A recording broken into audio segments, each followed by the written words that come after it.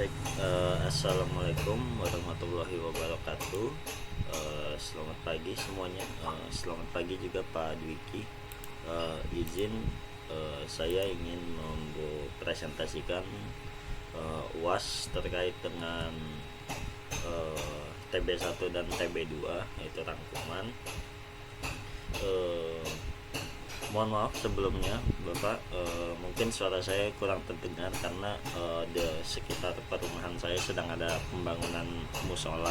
Jadi mungkin bakal ada sedikit noise atau gangguan di bagian suara. Kurang lebih itu Pak. Untuk kelompok saya terdiri dari saya sendiri, Dafa Hekmawan, juga Mas Fikri, juga dengan Pak Elber. Kita akan bahas tentang analisis tren penurunan jumlah penduduk dunia.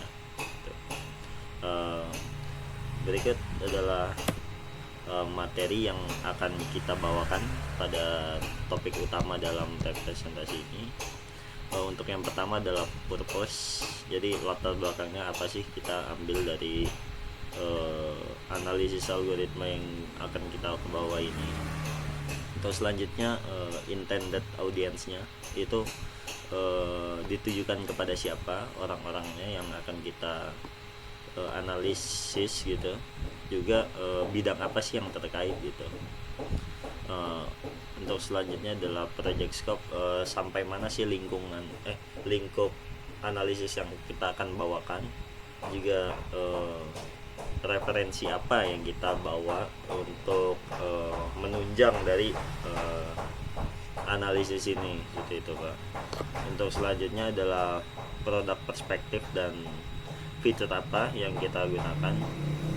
Untuk selanjutnya yaitu sistem fitur, dan untuk yang terakhir poin yang cukup krusial menurut saya yaitu hardware dan software apa yang sesuai dengan requirement untuk menunjang jalannya program ini.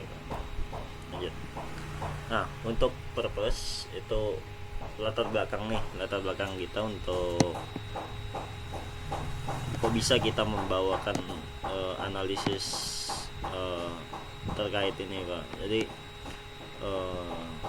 kita seperti menggambarkan spesifikasi teknis analisis tren yang terjadi di dunia ini selama 10 tahun terakhir, karena di beberapa negara itu sedang terjadi penurunan Mbak, karena mungkin bidang pencari lowongan pekerjaan yang susah, terus menurunnya angka penurunan dari menikah gitu, orang-orang pada males nikah, kayak juga banyak yang dari kayak child free gitu, nggak mau ngurus anak karena repot. Nah ini gitu, berbagai faktor juga banyak penurunannya gitu. Analisis ini juga mencakup gitu Pak, penggunaan dari kayak teknik statistik gitu dan machine learning kita buat memprediksi nih tren populasi yang di masa depannya gimana, terus yang sekarang bagaimana, dan kita identifikasi faktor-faktor apa aja sih nih yang mempengaruhi penurunan jumlah penduduk, seperti yang sebelumnya saya sebutkan, seperti tingkat kelahiran, pengangguran, GDP dan sebagainya gitu Pak. Lanjut, untuk orang yang ditunjukkan dan juga bidang apa sih yang terkait. Yang pertama ada data scientist, itu dari badan metodologi teknik analisis waktu, data waktu dan linear. Kita akan mencoba untuk mencari nih setiap ini tahun sekian, dalam 10 tahun sekian gitu, jadi jumlah peningkatannya berapa, jumlah penurunannya berapa gitu Pak. Untuk yang kedua project manager, yaitu kita akan meringkas nih tujuan sama manfaat dari analisis ini apa sih gitu. Dan untuk yang ketiga policy makers, yaitu kesimpulan yang kita buat untuk merumuskan kebijakan sosial dan ekonomi yang ada. Untuk yang keempat adalah developers, ditujukan kepada mereka untuk menjelaskan mengenai penggunaan alat dan teknologi yang mumpuni untuk menunjang analisis ini Pak. Nah, untuk slide selanjutnya mungkin akan dibawakan dengan teman setim saya, Mas Fikri. Untuk Mas Fikri boleh untuk dilanjut. Baik, di sini saya akan menjelaskan dan memaparkan project scope. Di project scope ini ada tiga bagian. Yang pertama ada benefit, dan yang kedua objektif, dan ketiga ada goal.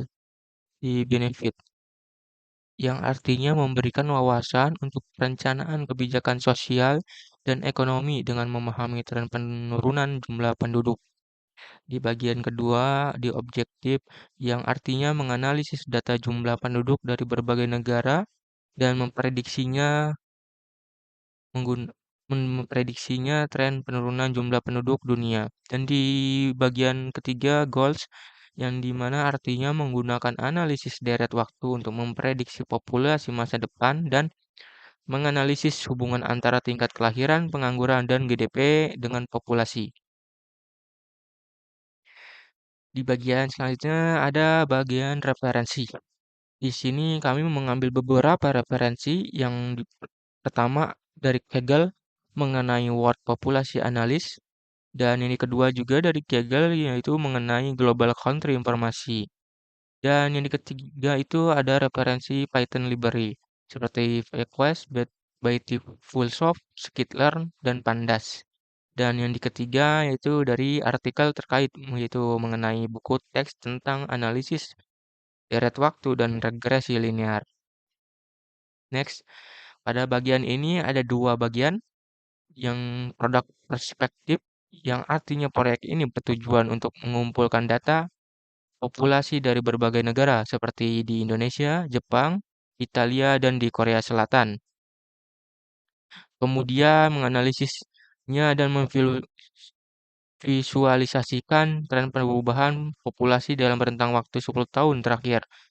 Dengan menggunakan model analisis deret waktu dan regresi linear, proyek ini juga akan memprediksi kemungkinan perubahan populasi dunia dalam rentang waktu 10 tahun yang akan mendatang. Di bagian fitur, itu terdapat beberapa bagian. Yang pertama itu pengumpulan dan pengolahan data, yang dapat diartikan kita mengambil data jumlah penduduk dunia dari berbagai sumber terbuka seperti Kaggle dan membersihkannya untuk analisis lebih lanjut. Dan di fitur kedua yaitu ada prediksi populasi, yang artinya menggunakan analisis deret waktu untuk memodelkan tren populasi dan memprediksi jumlah penduduk dunia di masa depan. Dan yang di fitur ketiga ini ada di regresi linear, yang diartikan menganalisis hubungan antara faktor-faktor seperti tingkat kelahiran, pengangguran, dan GDP terhadap jumlah penduduk dunia. Dan yang terakhir ini ada visualisasi, yaitu membuat grafik dan visualisasi untuk memudahkan pemahaman tren populasi dan faktor-faktor yang akan mempengaruhinya.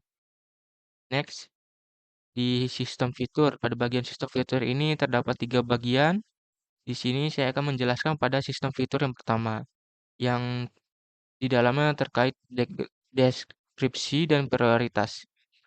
Di bagian deskripsi dan prioritas itu mengumpulkan data jumlah penduduk dunia dari sumber eksternal, Kaggle, dan memprosesnya menggunakan pustaka Python seperti Pandas dan Fullsoft.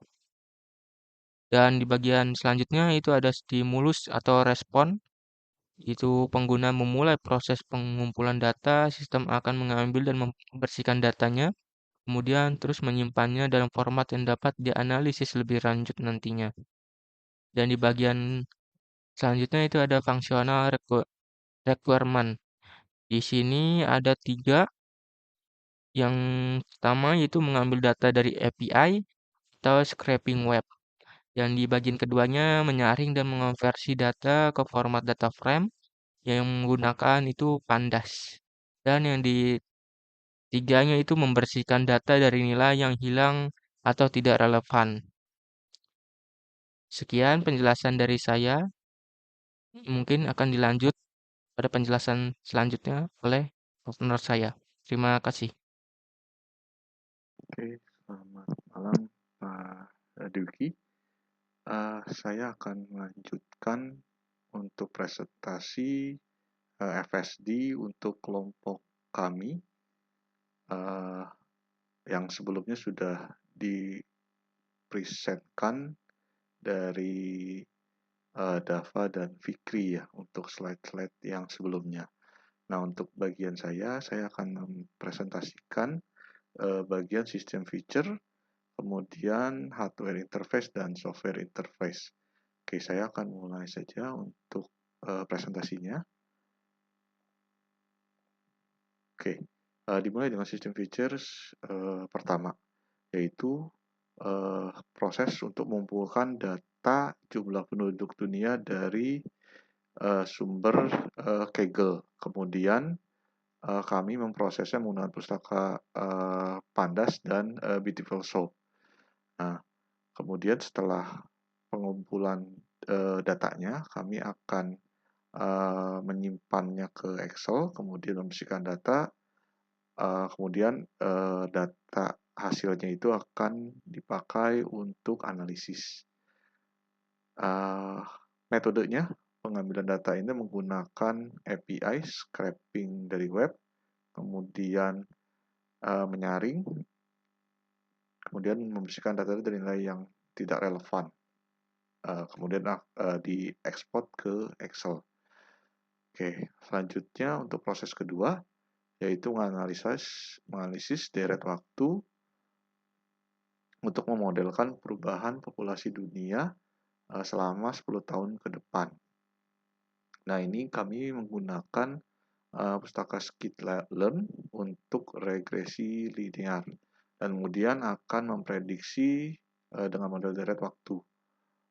Oke, selanjutnya proses ketiga yaitu memvisualisasikan setelah analisis melalui Scikit-learning untuk menampilkan visualisasi apakah benar tren populasi penduduknya itu menurun ataupun stabil ataupun menaik ya. Nah, visualisasi grafik ini menggunakan Matplotlib atau Seaborn. Nah, dari Matplotlib ini kita akan menampilkan grafik dalam bentuk gambar. Oke, selanjutnya untuk hardware interface. Jadi untuk project ini kami membuat requirement hardware minimum itu Intel i5, kemudian RAM-nya 8 GB dan penyimpanan datanya kurang lebih 100 sampai 500 GB. Kemudian untuk input device menggunakan keyboard, mouse, output-nya menggunakan layar komputer untuk visualisasi grafik ya.